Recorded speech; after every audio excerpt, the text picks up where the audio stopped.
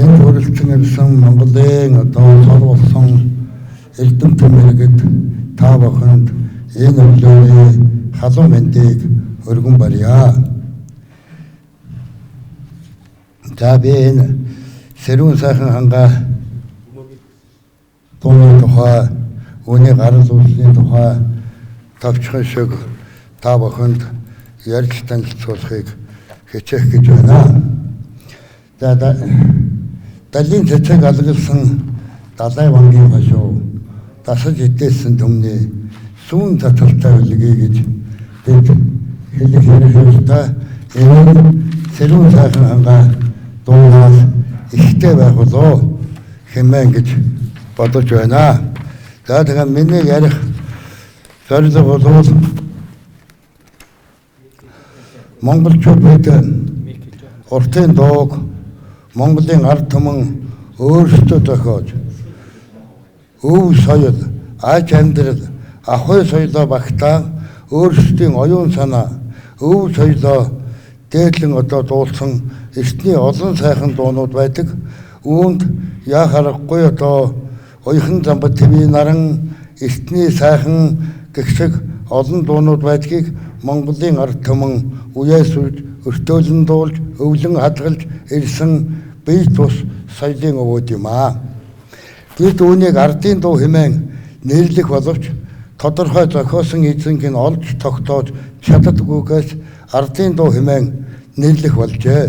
Тэгвэл Сэрүүн сайхан хангаа хэмээх айдам туртын дууны дуун нэрлэгдэг, ардын дуу хэмээн нэрлэгдэг энэ дууны тухай өчүүхэн судалгаа хийж олон түмэн эрдэм тэмээлгэд та бүхнийд одоо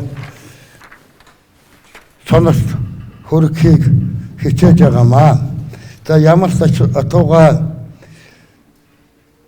хангаа газар төрсөн дуу болох нь Сэрүүн сайхан хангаа гэдэг нэрнээс харагдаж байгаа болов үйл саацсан хангаа сайхан улсын өдөрч тансаг хотог өндөр эрдэнэ тайл үлгэр чуулсан энэ сайхан нутгийн үзэсгэлэн сайхан улсын донд 1821 онд засаг бэл төрийн жүн он мэрэгэн дайчин хөндлөн бошигт гомбожгийн баг хатан цагаан дархийн хувилгаан алтан навчид өргөмжилэлт гашигэн галсан ламаас төрсөн Ахмад хөө Гэмпэлдэрж юм аа. Гэмпэлдэржин чандман эрдний орон уул ус мод цэцэг навч дэлгэрсэн хөхөө шувуу донгодсон эрдэнэ тайлийн аманд цагаагч могой жил төржээ. Энэ тухай Лувсан сандуу Бал самбуугийн одоо намтар солилтуудаар бичсэн байдаг юм аа.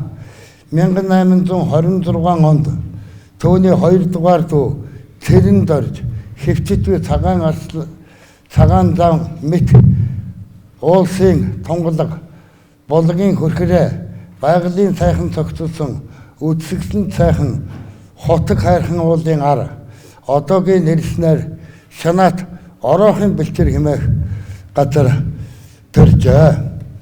Баг наснаасаа эрдэмт боловсрож гэгээ мэргэн зөв тэгшгсэн хүүхдүүдийн авьяас эрдэм тодорч Гэмпэлдэрж 6 наснда буюу 1827 онд тэргүүн зэргийн тааж Агийн ноёнд өргөмжилж байсан бол түүний дүү Цэрэнд орж 1829 онд 3 настай Хамбаг гэгэний ширээнд залагдаж авьяас сонгот нь энэ цагаас эхлэн тодорч байлаа. За 1840 оноос эрдэм ухаан тэгшэрэн гэгээс Гэмпэлдэрж хойд гайдын манаа хэмээх одоо алдарт бүтээж өөрөө одоо дуулж өөрөө аядангийн тохируулан дуулж байдаг. Энэ тухай одоо тус дуун дээр 2 гэгээн дүүтэй шүү, хойд тамираар нутагтай шүү гэсэн үг ордог. Дагуулсанхан дагуулмын 75 махгал шүү. Даасанхан шүтэмэн дандан чойжоо борхон шүү. Ханилсанхан ханьмын хангаа хааны шавдаг шүү гэж уг одоо дуун дээр орсон байдаг нь бол яа харахгүй энэ Гэмпэлдэржийг бүтээл байдаг юм аа. За ингээд бага наснаас эрдэм тодорсон эдгээр хөөхтүүд дэс одоо наадах уртлынх нь байна. Тэ дуулсан бөгөөд үүнтэй одоо дүү гэмпэлдэр ноёны дүү хамбагагийн тэрэн дорж ламхай маань хэмээх алдарт бүтээл 1800 одоо 50-аад оны орчим бүтээж энэ хошуу нутагт одоо хамбагагийн тэрэн доржийн аядан уншилгаар тархсан байдаг нь Монгол орн болоод шашны сүм хийдүүдэд өргөн тархсан байдаг.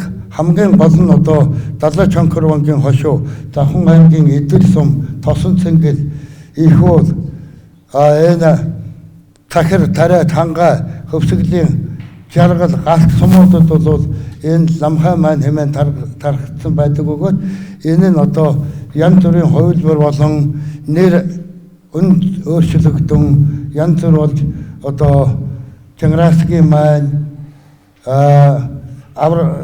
гэх шиг одоо янзаар нэрлэгдэн тархаж явж байгаа байдаг юм аа. За энэ бол шашны бас нэг томоохон бүтээл сургаалт маань юм аа. За үүний дараагаар 1840-од оны орчим гэмпэлдэрч ноёны бүтээсэн Сэрүүн сайхан ханга. Энэ Сэрүүн сайхан ханга хэмээх айдын зурцын тугаа халахтмны өлгийн нутаг Хангай хааны сөрөлөг үзэгдлэнд уулсын ороогоос алсын барааг нүдэнд үл үзэгдэх орчин хүртэл харан бишиж тэр Хангай хааны Сэрүүн сайхан уудам талбан урсгал ус цэцэг нарт дэлгэрсэн зоон дээрээс дуулахад бусад дуулуудаас ялгарх хэмжээний айцмыг оруулан сэтгэлийн амгалан эдэлсэн халахтмын тохирсон аялгүй айцмыг тохирлон зохион дуулж байсан юм аа. За энэ дууснаар Далай Чонкорвангийн хошууны сүлд дуу болон тархаж өргөжөж олон нийтийн хүртэл болсон байдаг. За энэ тухай нутгийн хөгшчүүд домог мэт олон зүйлийг ярьдаг. Жаргал сумын 2 дугаар багийн иргэн Бямбасурангуан дурсам жаранд бол манай хошуу нутгийн сүлд дуу айж найр наадмын ихэнд хүндэтгэлтэйгээр дуулдаг байлаа. Сэрүүн сайхан хангай дууг манай нутагт Сэрүүн хэмээн нэрлэж таньсан. Энэ дуугаараа овоглосон улсууд Сэрүүнийхэн хэмээн бүхэл бутан нэгэн овог үүссэн байдаг юм аа. Сэрүүнийхэн гэж. За Сэрүүний далай хүү, Сэрүүний Ёндон, мөн одоо Давхан аймгийн Ихүүл сумын дунд цэцүүхэн одоо тогтох гэдэг мөн одоо янзаар нэрлэгдэг илүү дунд цэцүүх бол олон дуулдаг улсууд байдаг байсан. За энэ дуучид бол алдартай дуучид байсан. Алдартай одоо дуучид байсан юм аа. Хөвсгөл аймгийн Жаргалан цөмөнд Сэрүүнийхэн гээд нэгэн овог үүссэн байдаг. Сэрүүнийхэн хэмээн нэгэн овог үүссэн байдаг. За энэ овог бол 1840-од оны хавцаа уг дуу зохион дуулагдаж эхэлснээр одоо нутгийн тэр Содуу гэдэг хүн анх одоо ноёны дуучнаар дуулж олны хүртэл болгоод түүний дараагаар хүүн одоо тэр Далай хүү гэдэг хүн дуулж 1900-ад оны ихээр энэ дууг дуулж мөн одоо Сэрүүний Далай хүү хэмээн нэрлэгдснээр эдний овгийнхан ийм Сэрүүнийхэн хэмээн овогтой болсон байдаг юм аа. За мөн 2 дугаар өгийн өндөр настан аюулчив Сэрүүн хэмээх дууг манай ах Ёндон их дуулдаг байлаа. Найр наадам дээр гадаа явж байхдаа хошуу ноён маань зохиосон хэмээн залбирэн дуулдаг байлаа. Залбирал хүндрэлийг үзүүлэн дуулдаг байсан. Сэрүүн сайхан хангай Жаргал сумын нутагт доод цэцүүхийн их сэрийн өвлжөөний уяан дээрээс мориндоо мордон хөдлөختөө хачиртай сайн мороор хөдлөختөө одоогийн Жаргал сумын төвийн баруун хойд зүгт байгаа сумын төвөөс 5 орчим километр ийм зайтай байгаа устын толгой дээр ирэхэд 14 төрөлгийг бүтэн дуулахад 50 км орчим одоо хугацаанд 50 минут явж дуусгадаг байсан байх юм. Тэгвэл энэ тухай одоо алдарт дуучин Норб Бонддван дуу дэлхийн залуучууд оюутны их наадамд 1974 онд дуулахдаа ганц төрөлгийг 3 минут 10 секунд дуулж исэн байдаг. Болоогүй нэ. Дуулж исэн байдаг. 3 минут 10 секунд дуулж исэн байдаг. Энийг 12 одоо төрөлгөөр бодож үзэхэд 44 минут одоо бүтэн 14 төрөлгийг дуулахад бол 44 минут дуулах нь одоо тэр Ёндонгон дуулж байгаатай их ойрхон байгаа нь бас сайхан харагддаг. За энэ Цэрүүн сайхан хангааг жаргал сумын өндөр настан должин одоо энэ Ёндон далай хүн нараас өвлөн дуулсан одоо энэ должин байна, сумья байна, отхон байна. Эднээс ганцхан одоо должин үлдсэн бусд нь бол одоо насалж орчлонгоос одоо явсан байх юм аа. Тэгээд одоо шинэ үед бол отгоны хөө төмөн үлзээ ээжээсээ өвлөн авч дуулж өв тээгч болж дуулж байгаа. Мөн одоо тариач сумын эргэн шагж дуулдгүй хөгшчүүд ховор байлаа манай хошуунд. Настангуудаас амхандаа сурч дуулахыг хичээж явлаа. Одоо данч дуулагтай байжтай хэмээн харамсан ярьж байсан. Цэрүүн сайхан хангаанд Хөвсгөл аймгийн жаргал сумын галт шинэ дээр завхан галт шинэ дээр төмөр улгийн одоо 4-1 хамаарах юм байгаа. Завхан аймгийн их уул сум Тосон цэнгэлийн одоо урд зах мөн Хамбашав буюу Эдэр сумын одоо нутаг Архангай аймгийн Тариат хангай Цахир өндөр улааны одоо баруун хойд зах хамарч өргөн хэмжээгээр дуулж исэн гисэн хэдийч Монгол улсаар аль хэдийн тархсан одоо увсад улын тухай мөн одоо Цэрүүн сайхан хангааг дуулдаг, ховдод дуулдаг, говьалтай дуулдаг, Баян хонгорт дуулдаг, өвөр хангаад дуулдаг, ар хангаад дуулдаг, булганд дуулдаг.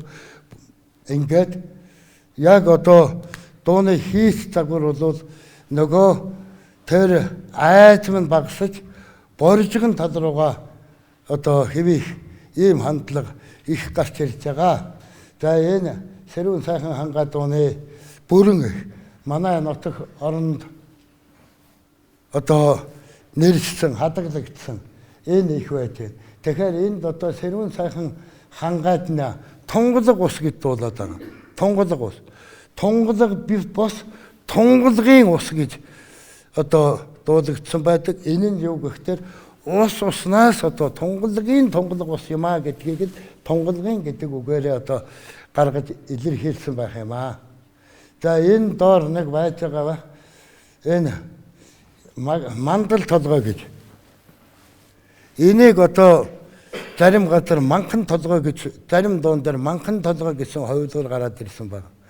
Манхан толгой гэхээр элсэн манхан толгойн шил дээр бууга үрээд гараад ирсэн 10 цалаа бууг хүрээд ирж байгаа юм шиг. Тэгвэл тийм биш ээ. Энэ мандал толгой буюу мандаа толгой. Мандаа толгой гэдэг нь урд тэрхийн гэх буюу Цахир сумын төвийн дээхэн талд энэ одоо хангай нурууны бэлд ийм одоо модтой толгой байдаг. Энэ толгойн шил дээр бууга өрөөд одоо суурин сууж байхад цаад модноос нь одоо тэр 10 салаа бууг ирж төвнийг алдал үгүй харуулж авснаар энэ дууг одоо суурин сууж байхдаа тэнд байж байхдаа бичжээ гэж ийм одоо судалгаа харагдаж байгаа. Цаашаага. За уг дууны бөвөн их за энэ тухай сая ярьчлаа. За тунгалгын ус гэж байгаа. Энэ тунгалгын усыг бол та бүхэн сайхан одоо энэ баглаа профессор байж байна, энэ хэл зохиолын хүрээлэнгийн олон эрдэмтэд байж байна, Саруул Уянгой байж байна. Энэ одоо том эрдэмтдийн хажууд би арай одоо жижигдэх юм байгаа ба. Тэгэхдээ энэ тунгалгийн гэдэг тодтоглыг бол маш сайхан анхаарах хэрэгтэй. Энэ тунгалгийн гэдэг үг бол хангай хааны 10 зарт, дунд цэцүүх, доод цэцүүх, той, хүнжил, салбартын жалгуудаас тунгалгийн тунгалаг ус урсаж тэнд болгоноос аршаан бүхэд төрлийн аршаанууд, эмийн аршаанууд ундран гарч хүмүүн олноо хөртөн залбирч явдаг. Энэ тунгалаг усыг энэ дээр дуун дээр оруулсан болоо да гэсэн ийм таамаглалыг та бүхэнд дэвшүүлж байна. Уг дэвшүүлж байгаа юм. За 2 дугаар төрлөг буюу 3 4 дугаар мөрөн дээр сэтгэлийн дундаас тодорхой миний нэгэн алдраа минут вэ гэж хэмээсэн тэр сайхан газар нутагт төрж өссөн залуу хүү 16хан наснда хошуу ноёноор өргөмжлөгдчихэд өөрийн багаас одоо үерхэд дассан сэтгэлтэй бүсгүйг санан дурсаж энэ дууга бичээ юм болоо гэсэн асуудлыг та бүхэнд дэвшүүлж байгаа юм аа. За мөн одоо зарим дуун дээр ингэж бичсэн байгаа даа. Манхан буурал аав минь гэж. Тэгэхээр манхан буурал аав минь манхан толгойн аав минь үтэй гэсэн хэрнээ манхан толгойн шил дээр буугаа ирээд гарлаа гэж. Ийм үг байгааг одоо энэ эрдэмтэд анхаар бодох болоо да гэж ингэж бодож байна. За энэ дууны үгнүүдээс харахад бол яагаад энийг дахин хэлэх гээд байгаа нөхөр зарим нөхөд бол одоо энэ нор бонцодгоо дуулж исэн. Нор бонцодгоо энэ алдарт бүтээл бол одоо Дундгов аймгийнх байж магадгүй гэсэн ийм санаа байгаад дэвшүүлээд байдаг. Тийм учраас тэр бол тийм байх үндэс байхгүй. Энэ бол одоо энэ нутагтай оронтой, зохиогчтой, эзэнтэй ийм одоо дуу ийм бүтээл юмаа гэж. Яагаад хэлэх гэж байгаа гэхдээ зэрэг Гимпэлбэрт ноён бол одоо өөрөө олон 2 3 одоо дууны шүлэг бич гаргаж дуулсан хүн байдаг. Энэ дээр одоо Хамбагагийн цэрэн дорж одоо өөрөө бас тэр ламхан манаас ахуулаад бас бүтээл хийсэн байдаг. Хамгийн сүүлийн одоо хотогт Хамбагагийн Жамбал дорж гэхэд хамгийн сүүлд 16 онд 1916 онд төвд яваад буцах замдаа 3 төвд Далай ламаас Ванчин богдоос 3 төвд хань хийж явуулахад тэр 3-даа монгол хэл зааж сурахыг хичээн зам дээр ордоггүй замбуу ягаан цэцэг гэдэг дууга одоо өөрөө бичиж өөрөө аялаж нөгөөдөлдөө сургаснаас тэр 3 төвдийн нэг нь 1964 онд Хөвсгөл аймгийн Жаргал сумын нутагт одоо 1964 оны 4 сарын 28-нд таалбулсан архивын баримт байдаг. Одоо ингэж зааж өгч дуулуулж исэн гэдгийг одоо өөрөө тодорхойлон хэлж исэн юм байдаг юм аа. За Гимпэлбэрт ноён 1820 онд Хөвсгөл аймгийн Жаргал сумын нутаг Тойн голын дунд бий Эрдэнэ тайлийн амны үдсгэлэн төгөлдөр Тойн гол, Эрдэнэ тайлийн гол, төвний хөрхөрөө, хош шинэс чугуй, тэнд дэлгэр цагтаа ганганан гунганах, төмөн зүйлийн шувуудын уян ихшигт, уйлан нялхарч төрж өссөн хүний сэтгэлд 16 настай буюу 1836 онд хошуу ноёноор өргөмжлөгдөн өссөн нутгаас гарч тариатын хүрээнд хошуу ноёноор суусан. Энэ залуу хүүд өөрийн өссөн нутаг алс хол мэт санагдах байх нь тухайн үедээ илт бүлгөө. Энэ тухай лувсан Сандбал самбогийн намтар солиду хэмээх ном төвд үсгийн 64 хуудастай хөлгөн судрын 34 дахь хуудасанд тэмдэглэсэн байдаг. За энэ номон тэмдэглэснээр тэр түүний эд дашгин галсан лам нь хошуу ноён нэг хотогт нэг тоо гурван бүстэй хөөхд төрүүлж гуруулан төр нийгэм шашин соёлын үйлсэд хичээнгүйлэн оролцсон нэг хүндэтгэн одоо алтан навчид өргөмжлөлийг Манжин хаанаас олгож байсан. Манжин хаанаас Монгол улсын одоо Монголын үе дамжсан одоо богдуудад анхдугаар богдоос хойших үе дамжсан богдуудад алтан навч өргөмжлөлийг олгож байсан бол энэ гончигжуугийн одоо баг хатан дашгин галсан ламд тус алтан навчид өргөмжлөлийг олгож ээжээ. Ийм учраас тэр Алтай хангаан гургалтай арын модонд нь зэрэг минутэ гэж байгаа нь яахын аргагүй өөрийн төрсөн нутаг Эрдэнэт Шанаат тоон эхний торгон ногоон хошин шугуй усны барго харига тойрсон битүү шугуйд ганганах зүйл бүрийн усны шувууд хөхөө өвөөл шувуудын сэтгэл тоногсон дуу сонссон энэ хүн нутгаа санандуулсан сэтгэлийн өчл юм уу гэлтэй яа харахгүй харагдаж байгаамаа. Төрсөн газрын тэнгэрийн тэнүүн болоод уучин минутэ хэмээхэн дээр хөгийг батлан харуулад байх шигэ. Тэнгэрийн хол боловчиг наран сарны гэрэлтэй тэрмэн хол боловчиг хэлсэн үгэн тодорхой хэмээн дуулсан алсын газраа төрсөн нутагтаа байгаа хайртай бүсгүйгээ санандуулж байгаа 20 орчим насны залуу эдэр залуу ирийн сэтгэлийн өчл хайртай бүсгүйгээ санандуулсан хайрын дуу гэлтэй байгаа нь судалгаанаас тодорхой харагдаж байна. За энэ алтан амтай буу гэдгийг Эрдэнэтэд бас нэг эргэж хармаар байгаа. Энэ алтан амтай буугаараа 10 салаа бүгийг алдал үгүй номлаад аялагхан зантай нөхөдтэйгөө найрлын минутэ гэж байгаа нь энэ бол одоо бас нэг алтан урагтай холбоотой Монголын ихтэй цаад ноёд хүндэтгэн бууны амыг да ялангуяа алтан ургийнхны тэр бууны амыг алтан шарж өгөх мөн хошуу нутгийн одоо дайчин Мэргэн Баатар жанжигтын бууны амыг мөнгөлийн шарж мөнгөн амтай буу алтан амтай буу болгож байсан бас нэг юм домог төөх байдаг. Инхээр аргагүй алтан ургийн удам боржин овгийн хүн болох нь эндээс харагдаж байгаа. Гэмпэл доржин 6 настай 26 онд агнайн тэрүүн зэргийн сайдаар өргөмжлөгдсөн. 36 онд хошуу ноёноор өргөмжлөгдсөн. Их эзний хааны 4-р төвгүн Тулайн эзний алтан ургийн 24-р үе одоо гэмпэл дорж юм аа.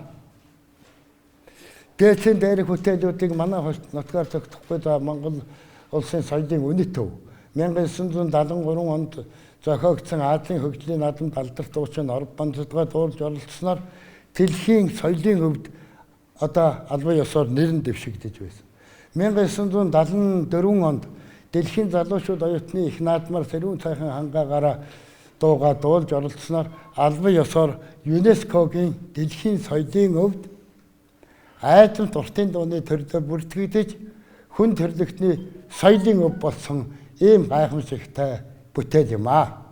Энэ дууг алдарт дуучин төрийн саяхал Монгол улсын ардын жүжигчин Монгол улсын хөдөлмөрийн баатар Намжилын Норбан Цэдгай дуулсан дуунд шинжилгээ хийж үзвээс алдарт дуучин Норбан Цэдгай эхний 2 буюу нэг төрөлгийг 3 минут 10 секунд дуулж байсныг харьцуулан сонсвол тэр төрөний ярьдаг сэрээс явдагтай одоо их ойрхон их төхөө явж байгаа. Тэгвэл алдарт дуучин Норбан Цэдгай нэг төрөлгийг 2 минут нэг мөрийг 3 минут 10 секунд дуулж байгаа нь 7 бадаг буюу 14 төрөлгийг 44 минут дуулах нь тодорхой болчиход байгаа. Энийг харьцуулан дүгнж судалгаа хийх шаардлагатай байгаа. Үүний тулд шиг одоо энэ соёл урлагийн их сургуулийн эрдэмтэн доктор профессоруудыг энд одоо оролцож өгөөч хэмээн урьсан та бүхэн энд хүрэлцэн ирсэн байгаа. Тэгвэл энийг мөн Норбан Цэдгай дуутай харьцуулж үзвэл Норбан Цэдгай 3 минут 10 секунд дуулж байгаа бол Боржигны алдар дуучин уртын дууны их мастер Цэндижуга 2 минут 47 секунд дуулж байна. Тэгвэл уртын дуучин Бадамханд 2 минут 58 секунд дуулж байна.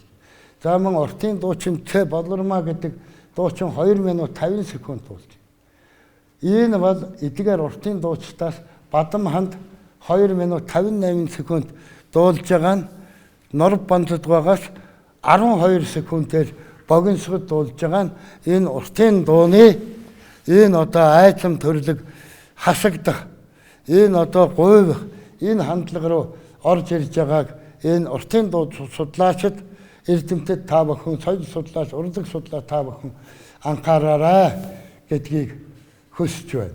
Уртын дуу бол орилгын нэр бишээ гэж алдарт дуучин Дорж Тавга хэлж байсан. Дээрх дуучдын дуулсан хугацаанаас хамааран бас нэг тодорхой үзүүлэлт харагдаж байна.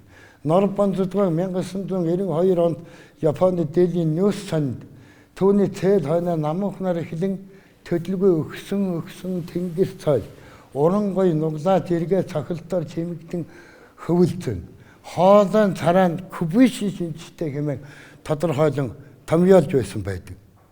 Тэгвэл одоо энэ тэр сайхан одоо Кубиши шинжтэй тэр уран шагнаанууд одоо яг хэвээрээ байж чадчихээнгүй юу? Энийг одоо бас анхаармаа. Дорн дахны агуу их соёл судлаач Кондрат Монголын уртын дуг задлан шинжлэх ээлж тулгарчлаа.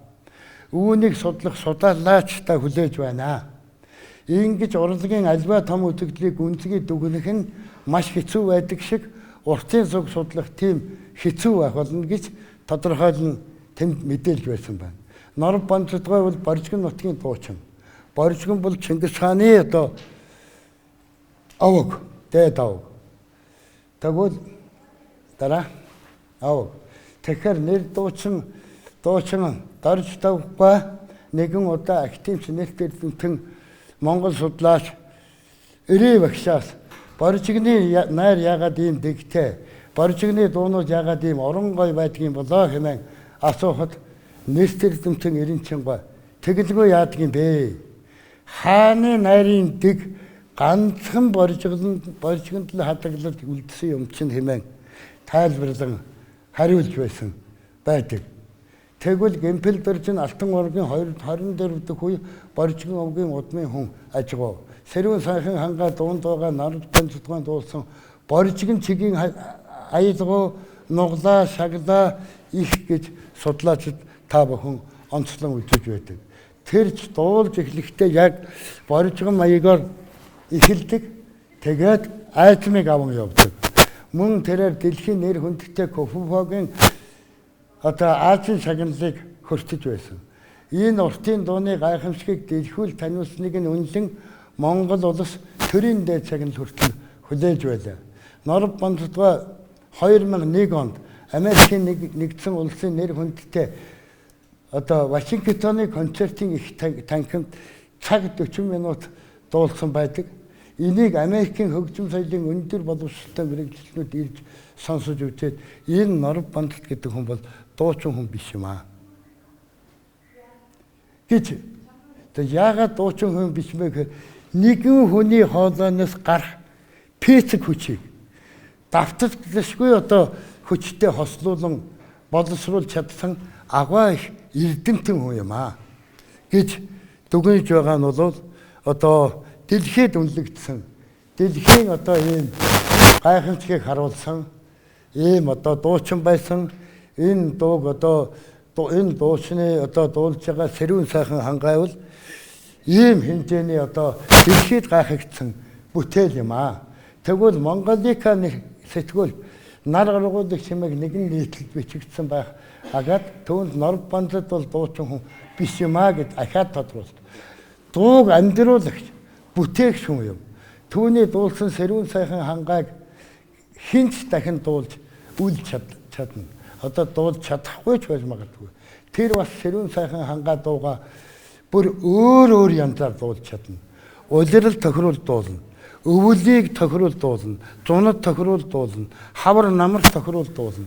Мөн одоо бороотой өдөр тохируул дуулна. Нартай өдөр тохируул дуулнаа.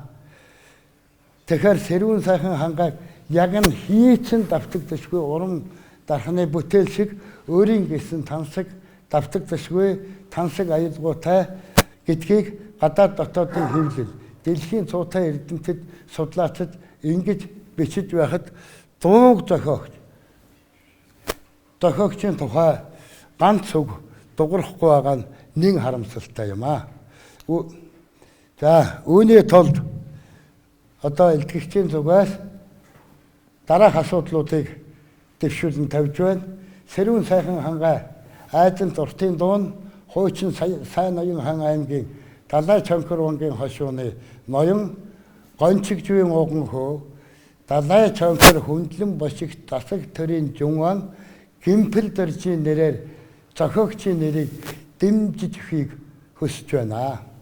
Хоёрдугаар Сэрүүн сайхан хангай айдын зуртын дуг сэргээ залуу хойч үедээ өвлүүлэх тухай Монгол улсын үндсэн хуулийн 33 дугаар зүйлийн 1 дэх заалтын 3, Монгол улсын ерөнхийлөгчийн тухай хуулийн 9 дугаар зүйлийн 1, 12 дугаар зүйлийн 12 дахь заалтыг үндэслэн буулгасан ерөнхийлөгчийн 2002 оны 17 дугаар зарлиг, уртын дуугаа өвлөн дэлгэрүүлэх тухай ерөнхийлөгчийн 2004 оны 134 дугаар зарлагын дагуу Монгол улсын засгийн газрын тогтоолыг үндэслэн Сэрүүн сайхан хангай айдын зуртын дуг хуучин харьяаллын дагуу сумдууд болох Архангай аймгийн Тариач, Цахир, Хангай, Хөвсгөл аймгийн Жаргалант, Галт, Сэнэтэр төмөр уулгийн тал ордгийн Завхан аймгийн Ихүүл, Тосон цэнгэл эдгээр сумдын төрийн хүндэтгэлийн дуу болгохыг дэмжиж өгөхийг та бүхнээс хүсэж байна. За тэгээд анхаарал тавьсан та бүхэнд эрдэмтэн мэргэд та бүхэнд туйлын их баярлалаа. Сэрүүн сайхан хангай гэдэг уртын дууны үүсэж уйлсан он цаг зохиогчийг тэрний тархац дэлгэрэлтийн талаар хэлэлцэж байгаа эрдэмтэн мэргэд уртын дууч Монгол улсын урлаг соёлын зүтгэлтэн та бүхэнд энэ өдрийн халуун мэндийг дэвшүүлье. За энэ манай хангай нутгийнхан болохтой зэрэг ерөөсө гинхэн одоо ийм шин юм гаргаад ирдэг нэг юм оюун ухааны их нөөцтэй улсууд байдаг юм л да.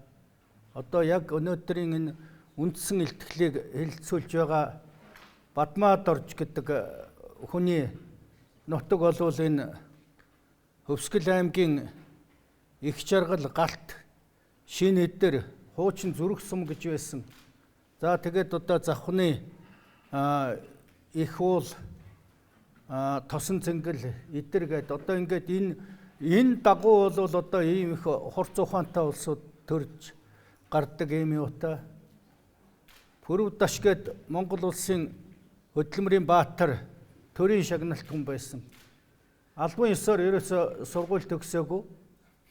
Тэр үед бага сургуулийн 4-р анги төгсөөл тэгэл өөрөө оролдож зүтгэсээр ягаад тэгээд одоо төрийн шагнал авах бүр Монгол улсын хөдөлмөрийн баатар болох хэмжээний ийм бүтээл зохион бүтээсэн ийм алдартай ийм зохион бүтээгч байсан.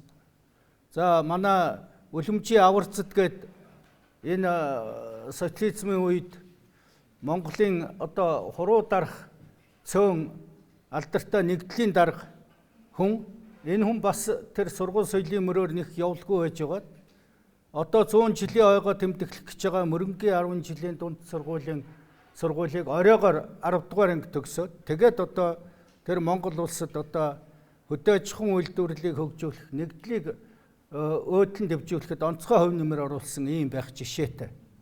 Берагийн Чимэд гэдэг хүн Монгол улсны анхны үндсэн хуулийн зохиогч, үндсэн хуулийн эцэг гэж ярьдаг. Энэ хүн бол бас бага сургуулиас цааш нэх боловсролын юугаар явуулгүй байж байгаад мөн тэр 100 жилийн ойгоо тэмдэглэх гэж байгаа 10 жилийн сургуулийн 10 дугаар оройн 10 дугаар анги төгсөөд ингээд юу байсан. Өнөөдөр бидэнд энэ илтгэлийг хэлэлцүүлж байгаа Бадмаад орж байгаа бол чухамдаа Хөвсгөл аймгийн Их Жаргал сумын малчин хүн Энэ Сэрүүн сайхан хангаа гэдэг уртын дууны тухай ийм сонирхолтой илтгэл хэлэлцүүлж байгаа нь бол бас л цаанаас угтай удам ийм ухааны ийм юутай гэдгийг бол харуулж байна. Сонирхолтой илтгэл хэлэлцүүлж байгаад их талархаж байна. За би бол яг өөрийнхөө үгийг дуунд үгүй суманд гिचэрвэ гэсэн ийм гарчиг өгөөд нэг хэдэн үгийг хэлье гэж ингэж бодсон юм аа. За энэ ер нь бол Монгол даяар тархан дэлгэрсэн нэгэн дууны тухай ярилцъя гэсэн санаа сэтэл ардын аман зохиолыг судлан шинжилдэг эрдэм шинжилгээний байгууллага ихтэй сургуулийн мэрэгжлийн эрдэм шинжилгээний ажилтан багш нараас бус харин тухайн дуу зохиогдсон бүс нутгийн номын замаар явсан хүмүүс уртын дууг сонирхон шимтгчдийн зүгээс гарч мэрэгжлийн судлаачдын анхааралд оруулахыг зорж байгаа нь Монгол даяараа соёлын биет болон бие тус өвийн тухай анхаарлаа хандуулж байгаа цаг үед бас ч чухал юм аа. Яагаад чухал вүлээ гэхлээр Монгол үндэстний тусгаар тогтнол хэл бичиг утга соёлоос олон талаар хамааралтай болсноос тухайн угсаатны бүтээсэн утга соёлын өвийг үүсэж гарсан тэр бүс нутаг соёлын орчинтой холбон судлах замаар онцлогийг нь гаргах л хамгийн үнэмшилтэй байдгаас тэр юм аа. Өнөөдөр бид нар Монгол түмний дунд нэг их тархан дэлгэрсэн Сэрүүн сайхан хангаа уртын дууны зохиогдсон газар нутаг он цаг зохиогчийн асуудлыг хөндөж байна. Нэгдүгээрт эхлээд дууны тархацын тухайд бид өвөр зуураа ярилцахдаа уран бүтээлээ зохиогч нь мэдэгдэхэ болтол тархан дэлгэрхийг уран бүтээл ардын болж байгаагийн шинж хэмээн хөөрөлдөж чухам тийм ганц бүтээлтэй болгосон гэж мөрөөдгийг нуух юмгүй. Нэг хошуу нутгаас нэг гол усанд зохиогдоод бүр Монгол туурхтны болоод явчих нь ялангуяа Монгол ардын дуу уртын дуун дээр тодорхой ажиглагддаг. Ялангуяа өвөр Монголын өөртөө засах орны хэвлэлийн газраас эрхлэн гаргасан олон дууг тухайн бүс нутгийн ардын дуу гэд хэвлчихсэн дуулж алдаршуулж яваг тоолж барьчихгүй. Сайн мэдэхгүй юм руу хошуу дүрээд яах вэ? Би өөрийн хамаатай угсаатны дууны тархацын талаар хоёр жишээ дурдъя. Саруул тал гээд дуу байдаг. Өвөр Монголын алдарт дуучин Буян Дэлгэр гуан дуулсан. Уг нь манай хотгойдод зохиогдоод Монгол түмний тэр тусмаа өвөр Монголын болоод явчихсан.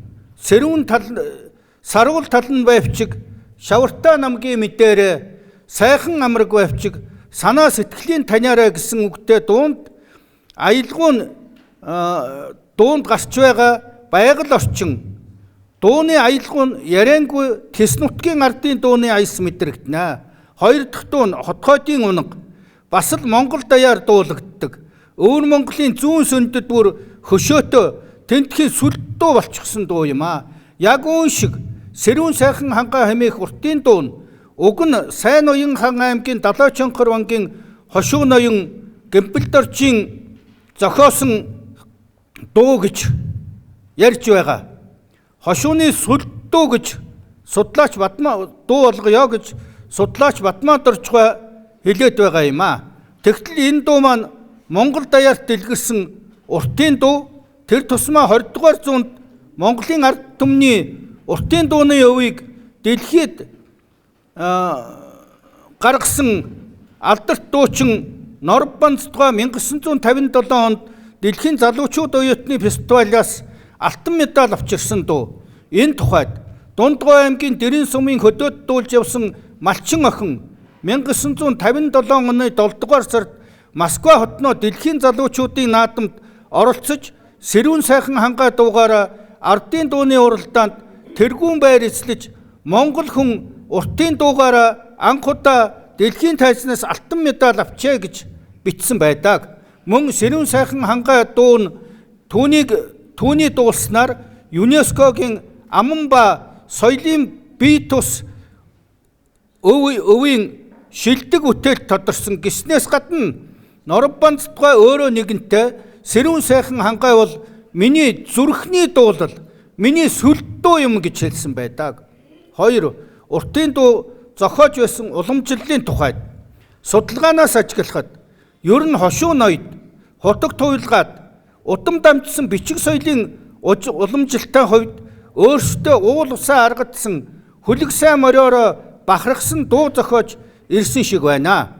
20 дугаар зууны ихэр гэхэд Луу Жанжин гүн хэмээн алдарсан яруу найрагч хангай дэлхийг магтсан хөлөг сайн мориороо багтсан олон шүлэг зохиол туурвсны дотроос өөрийн хайртай хөлөг Сайвар халтар гэдэг дуу нь Монгол даяарт төгсөн байдаг. Уг дуунд дэнж дээгүүр дэмэлзүүлсэн гიშгэлтэй цэн шувуун гүйдэлтэй цэвэр гол шиг үйтэй чухам чангаж гэдэлтэй Сайвар халтар моримын төө сайхан чихтэй төгрөг сайхан туурайтай туулаа сайхан зоотой туг сайхан сүултэй өөд газар өл халдсан бугыг намнан дайрдаг уруу газар улаан халдсан бугыг намнан дайрдаг цөөрөмтэй уснаа суугаагүй цөөн бураа дунд тогтоогүй хүүтэн зуузаа зуугаагүй хөлстэй тохом тохоогүй үүрийн жавраар бариагүй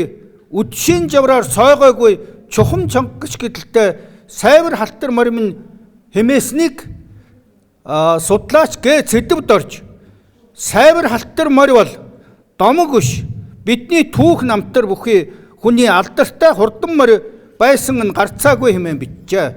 Ингээд бодглохлоор дуу он цагийг өртөөлөн дуулагдж байна гэдэг шүлгийг зохиогчийнч аялгау зохируулагчийнч дуучныч ур чадвар орсон хамтын бүтээл гэж ойлгож болох юм аа.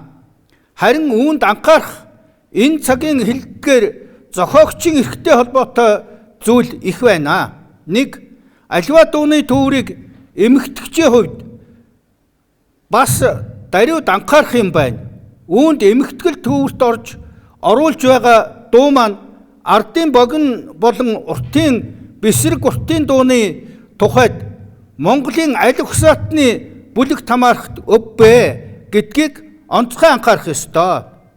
Энэ шаардлагыг харгалзаагүйгээс болж баруун Монгол ардын дууг зүүн аймгийн дуу мэт эмэгтгэл төвөрт оруулах, Хөвсгөл нутгийн олон ястны дууг эмэгтгэл төвөрт хольж хутгаж оруулах явдал газар авчээ. 2 дугаарт тухайн бүс нутагт зохиогдсон дуу тэр нутагт дуулагддаг дуу хоёрыг ялгаж салгахгүй эмэгтгэл төвөрт оруулах явдал газар авсныг залруулах учиртай. 3 дугаарт одоогоос 100 түүнээс дээш жилийн өмнө зохиогдсон зохиогч нь тодорхой дууг өөр газар их дуулагдаж байгаагаар нь тэр нутгийн дуу мэт эмэгтгэл дууны төвөрт оруулах нь элбэг тохиолдож байна.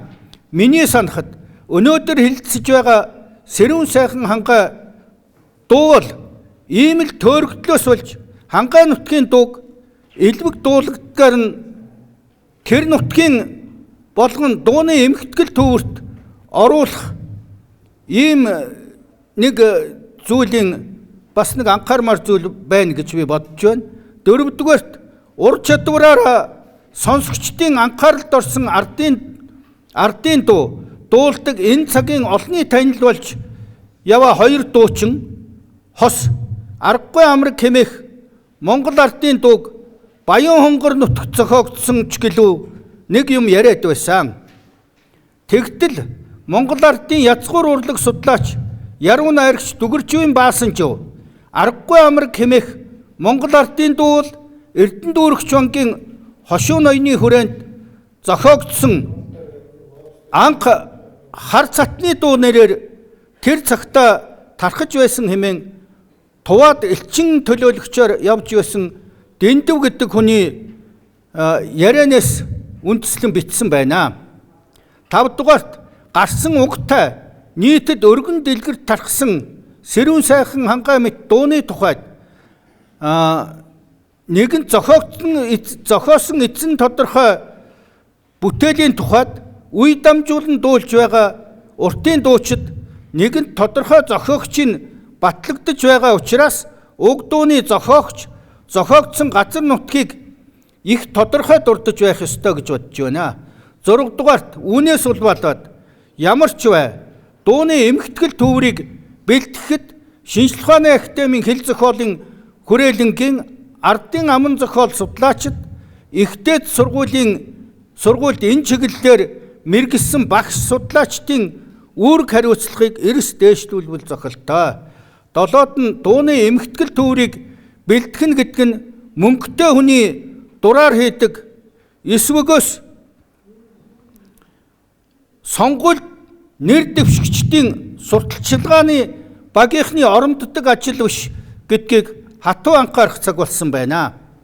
Бадмаа дөржгөөтэй санал нэгдэж байгаа юм бол юу хөхтэй зэрэг ер нь бол энэ нутагт бол тэр хошуу нутгийн уул усыг аргадсан алдартай хүлэг сайн морийг одоо багтдуулсан ийм дуунуудыг бол энэ хошууны ноёд тэгээд одоо тэр үеийн бичиг соёлын зүтгэлтэн болох одоо буддийн боловсралтай ийм хүмүүс бол бас зохиосон байх магадлалтай. Энэ талаас нь бол би тэр Гэмпэл дөрж ноёны зохиосон гэж санал дэвшүүлж байгаа энэ Бадмаа дөржгөн энэ санааг бол би дэмжиж байна. Тэгэхдээ энд бол нэг анхаарах юм бол байгаа. Энэ юу гэхтэй зэрэг түрүүхэн энэ хурал эхлэхийн өмнө Монгол улсын гавьяач жүжигчин чулуун цэцэг бид нар 2-3 үг сольж байхад чулуун цэцэг надаас асуулаа л да. Ер нь сэрүүн сайхан хангайг Хөвсгөл аймагт хэр зэрэг дуулдаг юм бэ гэж надаас асуусан. Тэгэхээр манай Хөвсгөл аймаг бол уртын дуучдын талаар бол энэ боржгон юм уу тэгээд энэ Цэцэн хаанч гэдэг юм уу энэ зүүн аймгийн юуг бодоход бол манайх харьцангуй бас тийм алдартай уртын дуучин цөөвтөрлөлтөө 20 дугаар зууны үе гэх 20 дугаар зуунд гэхэд бол долгор жуугаа гэж одоо тэр уртын дуу дуулдаг тэр гавьяач жүжигчин тэр хүн байсан. Одоо энэ цагийн хамгийн сайн уртын дуу дуулж байгаа ийм их өсөх ирээдүйтэй ийм алдартай дуучин гэвэл тэр Мөнхбат Баатар байгаа. Тэгээ өөр ер нь сэрүүн сайхан хангайг бол жишээ нь манай Хөвсгөл аймагч нь бол давааны өвөр давааны ар гэж бие биенээ ярьдаг. Тэгэхээр давааны арын улсууд бол сэрүүн сайхан хангайг бол би нэг их дуулаад байхыг бол мэдэхгүй юм. Давааны өвөр гэдэг нь бол одоо Далай Чонхор вангийн хошуунаас гаралтай 1940 хэдэн онд Хөвсгөл аймагийн одоо сум болж шилжиж ирсэн тэр халахын 3 сум зүрх баригаттай 4 сум энэ хаваар бол их дуулагддаг дуу юм байна. Зүгээр жишээлбэл тэр давааны ар гэхтэй зэрэг одоо тэр юунаас төмөр улгаас хоош тэгээд тоошоогоо ингээд юу ихтэй зэрэг бол би тэр цоолоо дөвчин гэдэг хүн тэр лам хүн штэй хувилгаа хүн. Тэгээд тэр хүн бол тэр юуны эртний сайхан энтер гэсэн ийм дуунуудыг дуулж яхахыг мэдэх юм. Зүгээр сэрүүн сайхан хангайг бол яг хуу дуулах боловч бас яг ингээд үе дамжуулаад одоо ингээд дуулаад явсан хүн бол байхгүй. Энэ халах Монгол даяар тартсан ялангуяа одоо энэ боржгны алдартай уртын дуучдын югаар тартсан юмыг бол энэ дэлгэрээд явжлаа. Ийм л юм. Зохиомжийг ажиглахад бол энэ бас ийм бичгийн ийм улсууд зохиосон байх магадaltaй гэдэг энэ саналыг бол дэмжиж байна. Ийм л юм хэлмээр байна. Баярлалаа. Одоо номын эртний хаанд Бадмаа дорчид талархаж байна. Тэгээд энэ сэрүүн сайхан гэдэг энэ уртын дууны шүлгийн тойруулын асуудлаар бас товчхон өөрийнхөө санал бодлыг хэлье гэж бодож байгаа. Тэгээд энэ олон хувилбартай юм шиг байгаа энэ дуун. Тэгээд энэ долоон бодог нэлээд сонгодог долоон бодог гэсний өөрөөс нь аваад тэгээд энэ сонгодог долоон бодог дээр нь бас тойруулын бас нэг задлсан юмнуудаа ярих гэж бодож байгаа. Сэрүүн сайн энэ долоон бодог яг энэ сонгодог долоон бодог товчхон үгтэй юм байна. Сэрүүн сайхан хангайдна тунгалгийн ус урснаа миний үжээ сэтгэлийн дундаас тодорхой миний нэгэн алдраа миний үжээ Магнай дундаан сартай хөөрхөн борлого морин минүүзэ, миний нэгэн алдраа чин сэтгэлийн дундаа тодорхой минүүзэ, Монгол ардын дууны ихэвчлэн зохиогдсон газар нутаг хүн ардын амьдрах орчныг тусгасан ерөнхий түгээмэл шинжтэй байдаг ба энэ дуун хангай нутгийн онцлогийг хадгалсан нь их харагдаж байна гэжтэй. Тэгээ энэ дэр ямар ч Монгол ардын дуунд тухайн хэдийн үе зохиогдсон, ямар газар зохиогдсон, ямар үе зохиогдсон гэдэг нь тэр дууныхын шүлэг тодорхой байдаг. Энэ Монгол ардын дууны ерөнхий шин чанар бас энэ дотор байна гэж ингэж үзэж байгаа.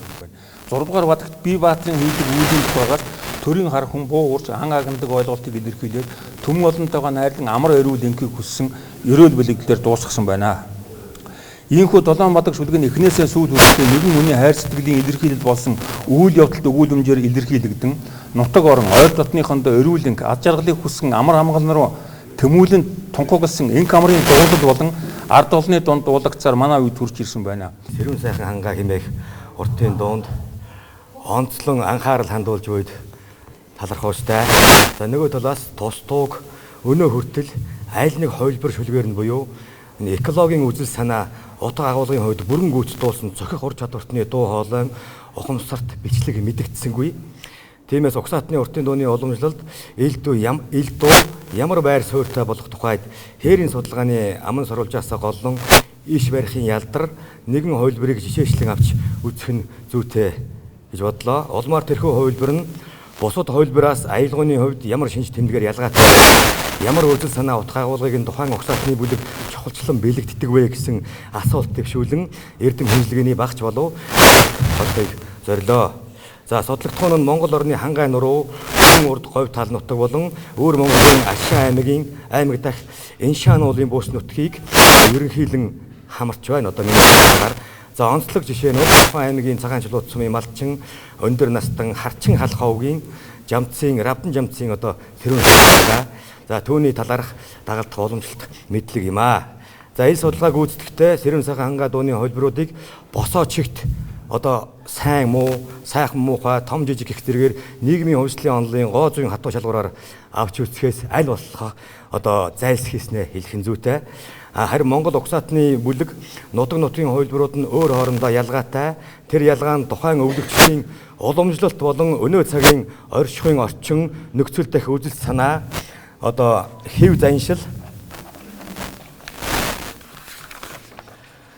хандлагын өвөрмөц онцлогуудыг тусгасан байдаг тэр нийтлэг зүй тогтолцоог нь харгалзан үзсэн. Ингэхдээ Сэрүүн сайхан хангаа дууны хувилбарууд нь Монголын тэгш өндөрлөгт хэвтэй юмар бие биетэйгээ харилцан нөлөөлөлтөөр бас тус тусын ондоошлтойгоор зэрэгцэн оршдог бодит үннийг нь зарчмалсан юм аа. За улмаар хувилбаруудын дуу бичлэгийг акустик 7 програмаар уншуулна. Дуут төрсөн өвөгдлүүдийг авч тус өвөгдлүүдийн функцийн ялгааг нь тодорхойлохыг хичээсэн. Энэ програмын арга гэж хэлж энэ дуут төрсөн арга гэж хэлж болно. За инспекторын задлал нь за хээрийн судалгааны явц Сэрүүн сайхан хангаа дууны хэд хэдэн хувилбар мэдэгдсэний хэлсэн тодорхойлбол энэ боржгон, Баянбараат, Алшаа халах болон хангай халах буюу түүний дотор энэ их мянганы харчин халахын нэгэн өвөрмөц хувилбар байдаг. Эдгээр хувилбаруудаас нэлээд өвөрмөц хэв шинжтэй байж болох дараах 3 хувилбарыг нь одоо сонгосон. Энэ Дундгой аймгийн цагаан дэлгэр, харчин халахын цавхны цагаан чулууд, Алшаа халах буюу энэ өөр Монголын Алшаа аймгийн хошууд ястай цагаан чулуу овгийн энэ хүн байна. Цагаан чулуу гэдэг нэртэй хүн байна. За дурдсан 3 хувилбар нь байршлын хувьд өөр хоорондоо нэлээд зайтай. Бөгөөд шууд харилцан нөлөөлөл багтаа оршиж ирсэн гэж үзэж байгаа юм. За гэвч Завхан аймгийн харчин халах, өөр Монголын Алшаа халах гэх 2 хувилбар газар нутгийн байршлын хувьд арай дөхөө байж болохч Дундуу аймгийн дэлгэр сум дах, цагаан дэлгэр сум дах боржин халах хувилбараас алс тэртээд аль аль нь уламжлагдсан байна. Тиймээс тухайн 3 хувилбарын аялгауны бүтцийг инспекторын грамын аргаар одоо функцийн зөвхөн харж байгаа. Дотоод нэрвсэн цаг хугацааг бол анализ хийж тодруулах, хүчтэй гэрцийг тодруулах юм цаг бол бага байсан. За энэ Дундгой аймгийн боржгон хувилбарын эхнийхэн дээр дууны долгион буюу аудийн байна 2 минут гаруй хугацаанд үргэлжилсэн байгаа. За энэ Сэрүүн сайхан хангаа Сэрүүнэ гэдэг энэ тохиолбор буюу тойрог ая бол үндсэндээ нэг функцд багтаж байгаа. Дундаа бол амьсгаа нэг авч байна. Энэ бол маш бага богино хугацаанд 1 секунд ч хүрэхгүй ийм хугацаанд тэр амьсгал авах ийм уламжлал байдаг юм байна. За сайхнаа гээд нэг функц, хангайтай гээд нэг функц, тунгалаг нь гээд энэ дээр бол тунгалаг гэдэг тэр үгийг хэлхийн тулд энэ дээр аялгауны оргил хэсэг буюу шуранхай таарсан байгаа. Энэ шуранхай нь боржгон болвол дан давхар шуранхайтай боловч давхар шуранхай нь бас өрмөц байдаг. Өөр ингэсэн өрмөц хэв маягтай байдаг. За урснаа гээд төсгөлт нь менюгээ гээд ингээд тусдаа бас нэг ийм тойрог ая буюу функц байгаа юм. Үндсэндээ энэ боржгон хувилбар бол нэг цөл аяар хоёр мөр шүлгийг дуулдаг. Буюу бас түгээмэл давхар аятай давхар ая байгаа юм. Энэ ая. Тэгээд функцийн хувьд давтагдаагүй гэсэн үг. Ямар нэгэн байдлаар давтагдаагүй аялгаундаа. Далаа чонхор вангийн хушуун ноён зохиосон дуу юм а гэж бомг байдаг. Өөрсдөө ч тийм ярьж энийг нэг өвөрмөцөөр тэр зүрх багийн хөгшчүүл хаана дуулж байгаа сонсогддог юм. Би бол өөрөө судлаач хүн биш, бүгдийн дуулчин. Гэхдээ энэ мэрэгжлийн хувьд бол бас багш нараас асууж тодруулж ингэж бас сурах юмсан, судлах юмсан гэж гүйж өгдөг хүн. Монгол ардын уртын дуу Сэрүүн сайхан ангаа гэдэг дуу бол нэлээд бас эртний хэлбэрт зохиогдсон дуу магадлалтай юм шиг байна. Яагаад гэвэл энэ дууны сая дорж давг судлаач хэлэх шиг бол энэ завхан жигийн энэ манай нутгийн бол зуны одоо дэлгэр цаг сайхан болоосоо гэж энэ дууг одоо дуулдаг юм а гэж. Дорж давгүй номон дээр байдаг юм байлээ. Сэрүүн сайхан ангаа гэж дууг Самын гол гэж хүн анчин сайхан дуучин хүн дуулахдаа бол юу хэлсэн гэтэр зэрэг гомд багш нь хавар цагт цуслан буугаад гэрээ барихаасаа өмнө хүн эдээ будаага засаж агаад тэгээ Сэрүүн сайхан ангаа дуулдаг юм аа. Яагаад дуулдгийг гэтэр зэрэг зун сайхан болоосоо дэлгэр сайхан болоосоо гүү малын сайхан нагаасаа гэж. Тэгэхээр түрүүний дорж давгийн хэлсэнтэй яг л одоо адилхан болоод байгаа юм. За манай энэ халахууд тэр дундаа энэ хөвсгөлийн халахын 3 сумынхан дуулахтаа бол Сэрүүн сайхан ангаа дууг ан авд явахтаа дуулдаг гэж бас бичсэн байдаг. Хоорондоо хөгжүүл ярьдаг л да. Тэгэл энэ чиг рүү энэ дуулдаг дууны үг нь энэс арай бас нэг ганц хоёр үг өөр байгаа гэж байна. Жишээлбэл би энэ дээр тэмдэглээд ирсэн. Магна дундаа сартаа нарийнхан бордогмор минузээ. Манийхан төлөө зовногч манхан буурал аав минузээ гэдэг бас нэг үг байдаг юм билээ. Тэгэхээр Монгол уртын дуу ерөнхийдөө ингээд хараад байхад бол Сэрүүн сайхан хангаа гэж нэр байгаа боловч энэ бол яг дуугаа одоо бүрэн дүүрэн илэрхийлж цаана дандаа хайр сэтгэл энэ одоо хүмүүсийн ахуй амьдрал аав ээжийн сургаал амар хайрын сэтгэл гэсэн ийм одоо сайхнууд бүгд ингээд явж байдаг юм билээ гэж ингэж би боддог юм аа. Тэгээ энэ дуу бол 7 бадаг 7 төрлөг дуулаад ах шиг байна. Ерөнхийдөө. Тэгээд энэс илүү одоо олон төрлөг ая одоо шүлэг байхыг бол үгүйсэхгүй. Монгол уртын дуу бол эдний өвдөөцийн өөрсдөө тохиолдуулсан дуулаачийн томоохон хэмжээний бүтээл түүх соёлын үнэт төв гэж ойлгож болно. Тэгж боддог. Тэгээд уртын дууг тэр дундаа одоо энэ айзан дуунуудыг судлахын тулд өнөөгийн үеийн түүх, монголчуудын түүхийг маш сайн судалж, сонсож, уншмаар юм билээ. Тэгээд би Сэрүүн сайхан хангаа гэж энэ уртын дууны бас өөрийнхөө л одоо саналыг ярих гэж бодсон. Сэрүүн сайхан хангаа гэдэг дуу 1800-аад оны үед зохиогдсон байх магадлал өндөр юм бил. Гэхдээ би Сэрүүн сайхан хангаа гэдэг нэрийг энэ дуу өөрөө тэр үеэс одоо яг тодорхойлж онгоож авсан юм бол тэрнээс өмнө өөр одоо бас нэгэн өвг одоо төстөвтөр аялгаугаар монголчууд дуулдаг байсан байж болох юм аа гэж ингэж бас бодлоо. Яагаад гэвэл үзэмчинд адилхан дуулдаг. Энэ уршаа алшаа халах аялгаугаар бас дуулж яадаг. Одоо энэ баруунч Ботгон тэнгэр хайрхны билийнхэн цусланд буухтаа дуулдаг. Далаа жонхор вангийнхан бас дуулдаг. Яагаад гэвэл ан аавд явахдаа бас дуулдаг. Энийг бол би бас нарийн яриг учраас бодлоо хийж боломжгүй байна. Гэтэ манай далаа жонхор вангийнхан бол энэ дээр заахад зүгээр ингээд шууд энэ зохиоц юм а гэж яриад дуулдаг юм билээ. Би бол тэгж сонссон.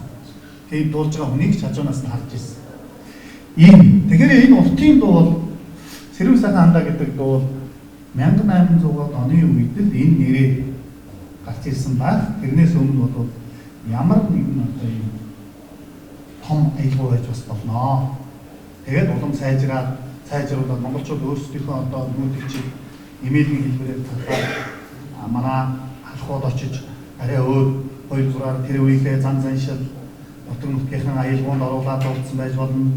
Орчхон бас өөрсдийнх нь одоо зан заншил найр хөрөнд тохируулаад гоё тэгжин гантан илаад байсан байж болно. Одоо үзэмжин өөдч мөн гэдэг Монгол дуурханд даяар нэлээд одоо өргөн дэлгэр татжээ гэж. Зарим үедээ энэ дуу бол Шоронхаан бол одоо шургуулдаг Шоронхаатай эргүүлдэг одоо нам өндөр гэсэн ийм олон янзын ийм сайхан Шоронхаагаар дуулдаг ийм дуу юм билээ. Тэгээ манай энэ далаа чонхор вангийнхны дууга дуусныхаа дараа найрын ихэнд бол Бадар тугай гэж төрлөг хэлдэг. За найр дуусгаж जैन шүү гэдгийг бол далаа чонхор вангийнхны юу гэхээр жаргал тугай гэж ингэж бас дуулдаг ийм уламжлалтай ийм хүмүүсүүд юм билээ. Тэгээ би төгсгөлд нь энэ сайхан дууг одоо нэлээд өргөн тархсан юм зүүн чигийн аялал ойртуулаад бас мөхс нарийнхаа заа зургснаа аялаад тааван зэмлэлтэй Сина. Serona.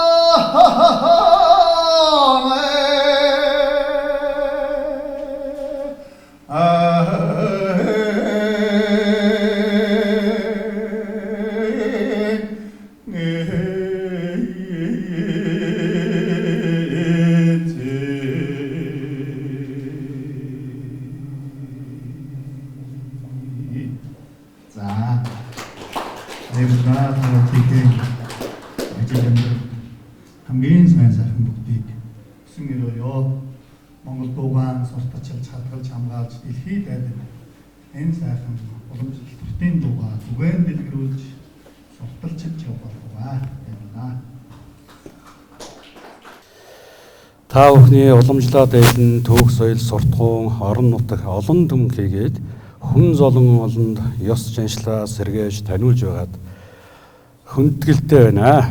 Буурлуудын ухаан ёс уламжлаа шингээсэн сургаал бүхнийг танин судалж дэлгэрүүлж үр хүүхдүүдтэй удам хойчдоо Монголоо орноо их нутгаа гэсэн сэтгэлтэй болгохын төлөө удам угсаага дээдэлж бусдын хүндэтгэж ёс уламжлалыг таниулж байгаад талархаж байна. Бусдын оюунд хийсэн өвлөг бүхэн далайн мэт аривдан төгөн дэлгэрэх болтугай. Сайн ноён хан аймгийн Далай Жонгор мангийн хушууны ноён Гимпэл дөржгөн зохиосон шүлэг ая Сэрүүн сайхан хангай айзууд уртын дууны талаар мэдсэн дуулсан шинжсэний хаваалцаж байгаад баярлаа. Энэ дуунаас гадна хид хідэн дуу зохиосон байдаг. Сэрүүн сайхан хангай энэ дуун нутаг хушууны сүлд дуу байсан гэж сонсож байсан. Үгийн сонсоход уул усаа магтаж сэтгэл бүсгүйгээ бодож найр нодмыг төсөөлж баясал жаргал цэнгэлийг өрсөн гэмээр энэ дууны үгэнд байгаа мандаа толгой гэдэг нь одоогийн тариацсан дэрх багийн нутаг орох гэдэг газрын тариатын хүрээний буурны хажуудах жижиг толгой нэр юм а. Тэр толгой дахилагтай байсан гэдэг. Мандаа толгойг хавар тагтаг байсан гэдэг. Мандаа толгой өөрийн гэсэн сахуустай сахуусаад энд тагтаа гаргаж залж тагтаг байсан. Намар болгоо мандаа толгой дээрээс майдэр эргэхдээ ёслон хэлж тэргээр мандаа толгой гэж дууддаг байсан юм байна лээ. Мандаа толгой дахихтаа тэр сахуусыг гаргаж тагтаг байсан. Сахуус нь одоо тариатын хүрээ байсан. Тэр газар нутаглаж байгаа айлд хадгалж сүлгэж байгаа юм байна лээ. Тэрийг үзэхээр сайхан гомтой төстэй дүү сахуус байд юм байна лээ. Ая төрлөг шуранхай ихтэй хангай нурууны өндөр цармаас буусан ширүүн гол шиг мөн уулын орой салхи ой модны шуугах салхины цэмээ сонсогдох өнгө аястай адил юм уу гэж би бодож байдаг. Нутаг оронд маань бас их настай буурлууд дуулдаг байсан. Одоо намайг тэр нутагд маань амьдарч байх үед одоо сайхан улсууд дуулдаг байсан. Тэгээ тэрийг сонсож байхад манай одоо байхгүй нэг амаа гэж хамааны хөгшин байсан их мундаг дуулдаг. Тэр хөгшин маань энэ дууг одоо жигтэйгэн сайхан норон бонц дуу шиг дуулдаг байсан. Тэгээ энэ хөгшин дуулахдаа одоо надад өөрт нь одоо тэр дарийн эсрүн гэж манай нутагт бас сайхан дуулдаг байсан юм лээ. Тэр хүн одоо надад өвлүүлж үлдээсэн манай нутгийн номерт одоо найр ихтүүл дуудаг байсан гэж яригддаг байсан. Одоо тэр нутгийнхан маань дуулдгаа одоо энэ хушууны дуу гэж дуулдгаа.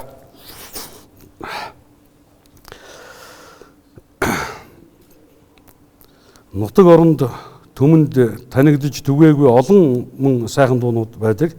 Түүний нэг нь Далай Жонгор мангийн хушуу одоогийн Захир сумын зөвхөн суманд зөвхөн дуулагдж байгаа нэгэн сайхан дуу байдаг. Энэ дууг бас би бас энд хэлэх нь зүйтэй байх. Энэ олон уртын сайхан дуучид байна.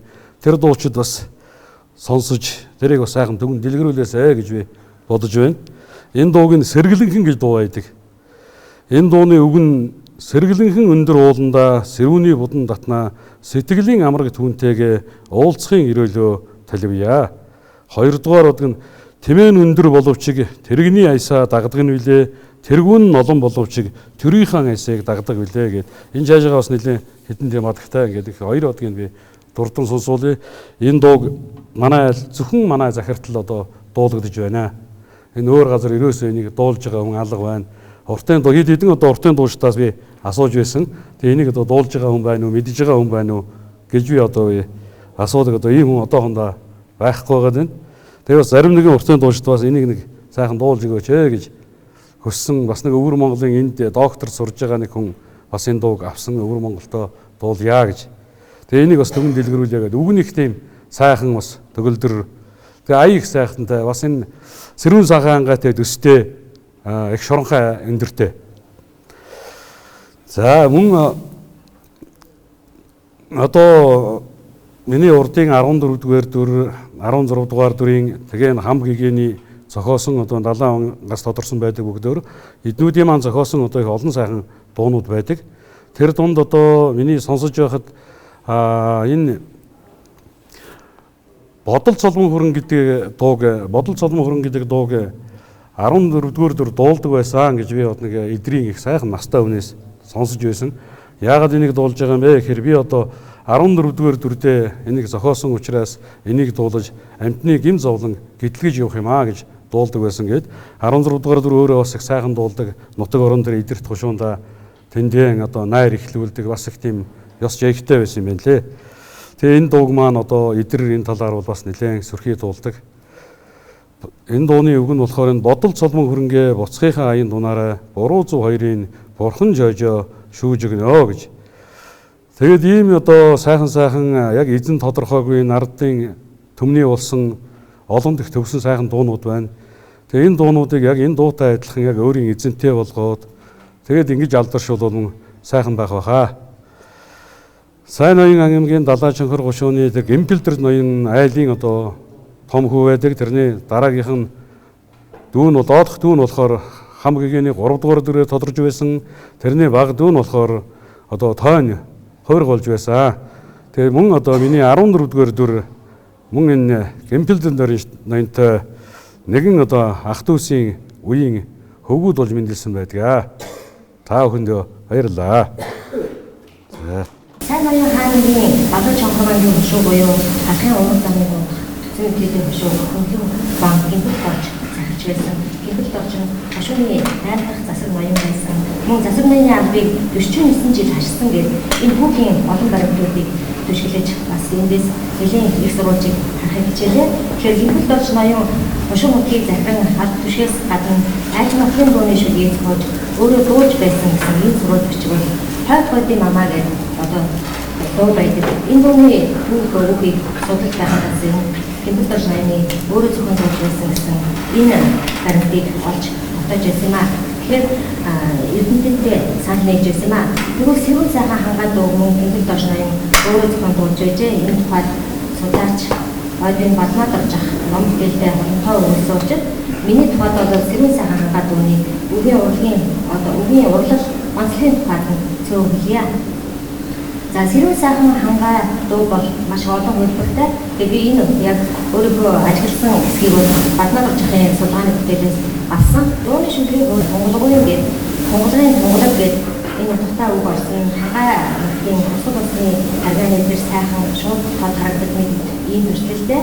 Энэ аливаа зүйлийн өнгө шинж тодорхой авиа зүй шүлийн гэмтэрээ өөрийнхөө ариун бүхний дээж их гэсэн онцлогийг тодорхойлсон яруу найргийн дотоод шинжийг бүрдүүлсэн тэр бүрдүүлэлтийн бодлого ашиглах хэрэгтэй юм аа.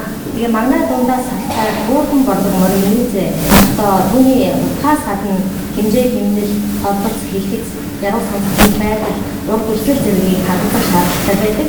Тийм бүгдийн нийт одоо цаас шүлэг бийж бичиж байдгийг бид мэднэ. Энэ шүлэг тэнгэр хоолдоод наран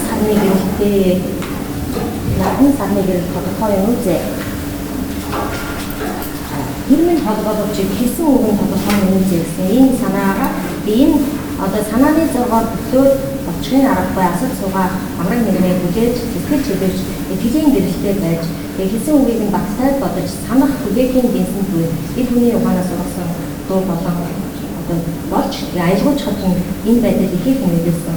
Тэгээ энэ мөн Монгол уламжлалт яруу найргийн шинжтэй. Яг л тухайн дууны одоо амь бүх байх одоо хүсэл зорилго хэрэг гэсэн санаа яг энэ одоо байгаа юм шиг ингэж ажилладаг ийм байдлыг одоо гол зорилгоо болгож өөртөө анхдээсэн болов гэсэн ийм хангалттай. Тэгээд атаа ханаа гурвандаа арийнхаа модны жиргэнүүдээ ахан дүүнтэйгээ энэ сайхнаар зарганы үзээ. Ер нь монголчууд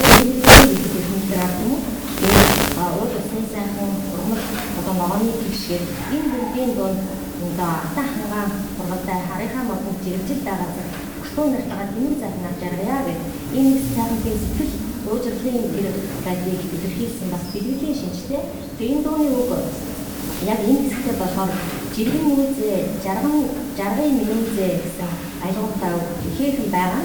Дотоод мэдрэмж төрсгийн үг аялгаунд урсаж байгаа юм шиг бас жиргэж байгаа юм шиг олон янз байдлыг илэрхийлдэг. За магнаа дундаа салтаа борлог мороо минүзээ мандал толгой шигтэй руугаа үрээд гадлаа минүзээ гэсэн энэ сая гал байсан. Тэр одоо тухайн амьдарч байгаа газар усныхаа нэршлиг орчин нэлээд тодотгож өгөх байдлаар энэ дууны шүлгээр энэ хэсэгт нь нэлээд их тод харагдаж ирж байгаа. Өөрөөр хэлбэл өмнөх юунуудаа одоо өөрийнхөө хэрэг байдлыг илүү их тодотгосон орчин газраа тодотгосон ийм байдал юм байна.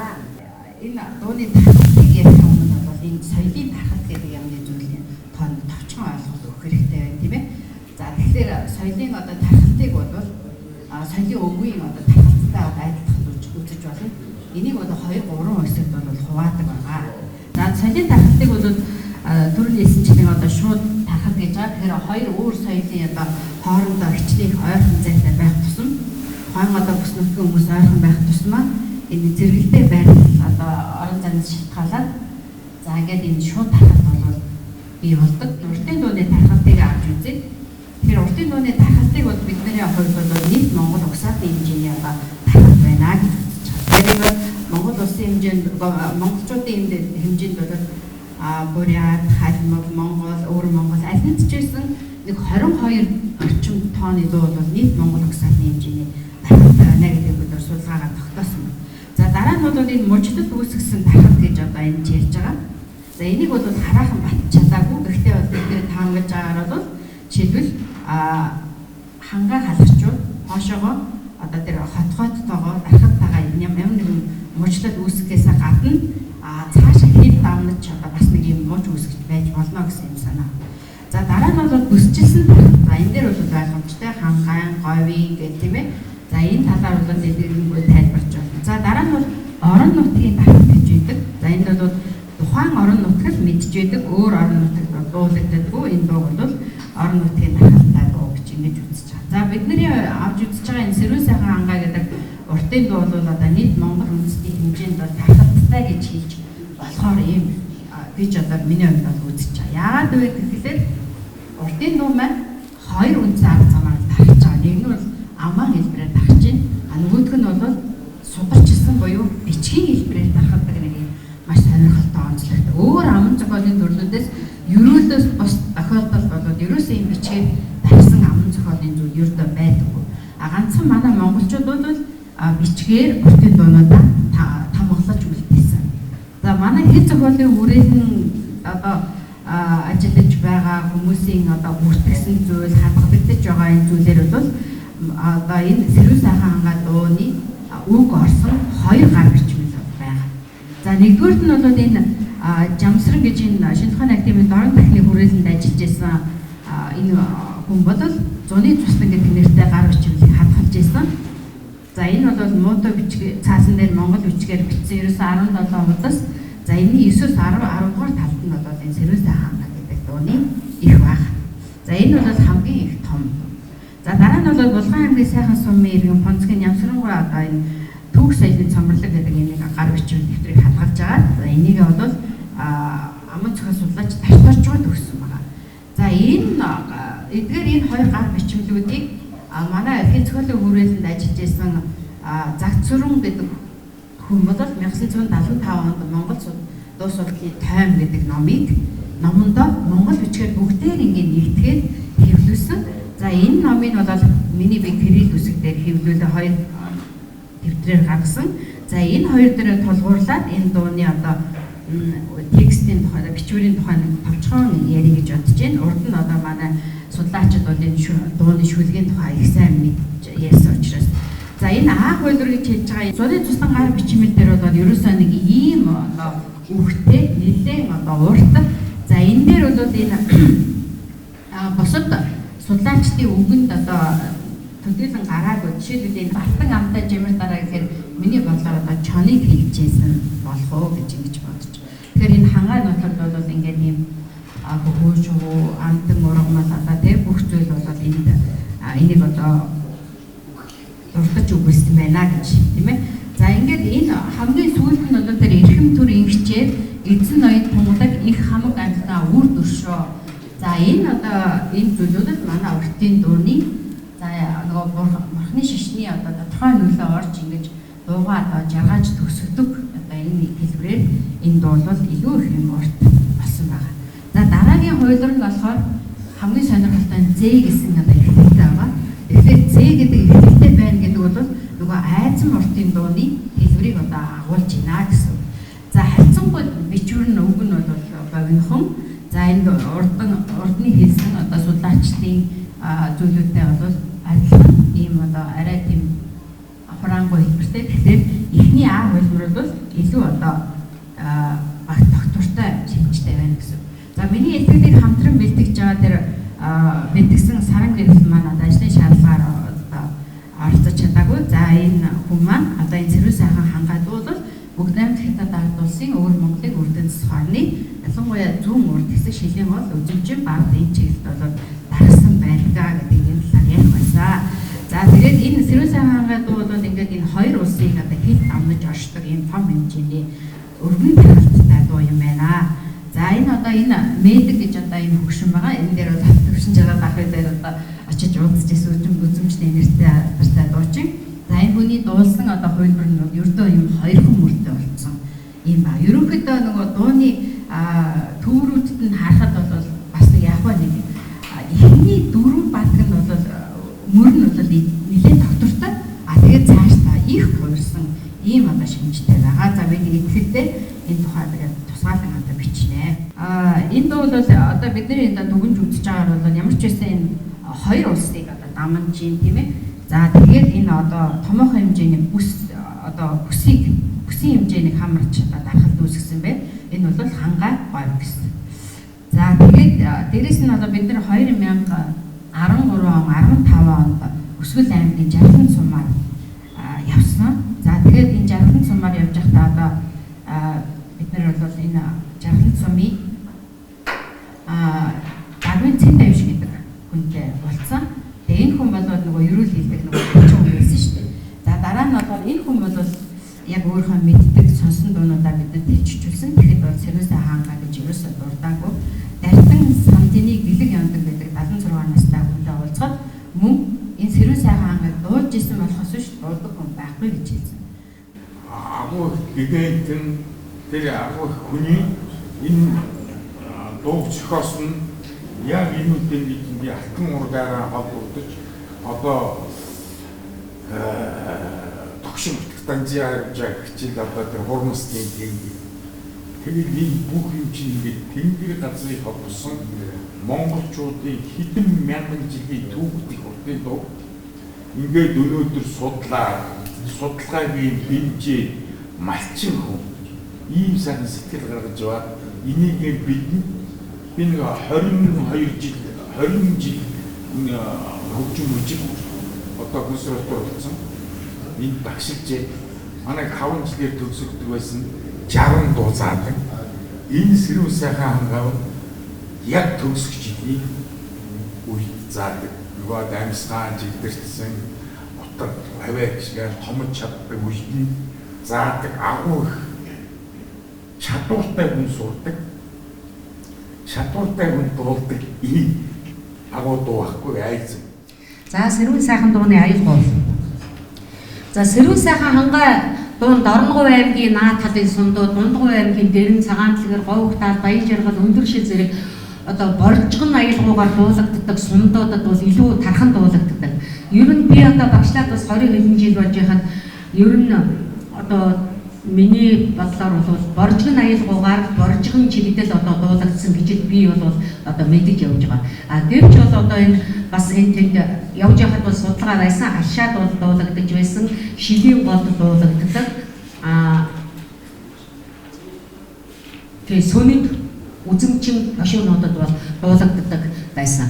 За өвөр Монголын шилийн одоо шилийн гол үзэмчин сүнэд хошуунуудад дуулагдж байгаа. За энэ дуу бол одоо ганц Норог банцад багш биш. Норог банцад багш бол мэдээж хэрэг анх дуулаад бүхэн дэлгэрүүлсэн. Эндээс бол одоо ардын жүжигчнэр буюу гавьяа жүжигчин Саран Туяа одоо тэгээ тэр Шин Баяр гэж өндөр шилийн маш сайхан одоо өв тэгш дуучин байдаг. Энэ хүн тэгээд мөнгө өчр гол хүмүүс олон ардын авьяасны бол дуулсан байдаг. За энэ дуулсан дуучид бол одоо би өөрөө нутгийн хүн болохоор ч тэр юм уу ер нь л одоо манай Дундговын хүмүүсийн дуулсны илүү судалгаа бол надад байна. Сүүлийн үед сургалтын урын сан бол илбэг дуулагдаж байгаа. Ерөнхийдөө сопрано буюу тунгалаг хоолойтой дуучид дуулахад илүү тохиромжтой. Норб Банцад багш маань дэлхийн залуучуудын оюутны их наадамд дуулж ийн дууг бол түгээн одоо бүр наашаа гаргаж ирсэн гэж боддог. За сэрүүн сайхан хангаа дууны цар хүрээ нь бол баг 8-ын CB молоос 2 дугаар 8-ын CB мол хүртэл 2 8-ын зайтай бол дуулагдсан байдаг. За Норб Банцад багш бол доогоос дуулсан, энэс 1 тон дээр дуулсан байгаа. За хүмүүсийн хоолой өнгө тээвэр тохируулаад одоо ямар ч дэвсгэр хөвгт бол дуулж болно л да. Яг нь бид нар сургалтанд одоо ашиглаж байгаа учраас эрэгтэй хөвгөдөд тохируулдаг, эмэгтэй хөвгөдөд тохируулдаг. За Норб Банцад багшийн дууснаар авч үзэхэд сэрүүн сайхан хангайд тунгалаг ус урснаа минузэ гэдэг зөвхөн 2 мөрөл одоо нэг бүтэн аялал дуулагддаг. Энэ аялалгыг дараа сэтгэлийн дундаас тодорхой миний нэгэн алдраа минузэ гэж 2 бүтэн аял дуулж байж энэ дуу бол нэг төрлөг болох юм аа. Тэгэхээр бид нар бол одоо хагас төрлөг дуулдаг гэсэн үг. Одоо тэгэд дуулж ийн гэсэн үг. Энэ 4 мөрийг дуулж байж нэг бүтэн төрлөг болох ёстой юм. Тэгээ одоо ингээд одоо зөвхөн эхний 2 мөрийг дуулахдаа одоо 3 минут гарan дуулж байгаа шүү дээ. Тэгэхээр ингээд яг бүтэн нэг төрлөг дуулахад бол 6-аас 7 минут. Нэмээ хүн тэнэлгэж сонож дуулах юм бол 6 минут, 7 минут. Ажаахан одоо хумиг дуулах юм бол 6 минут ч юм уу ийм л хэмжээнд дуулна гэсэн үг.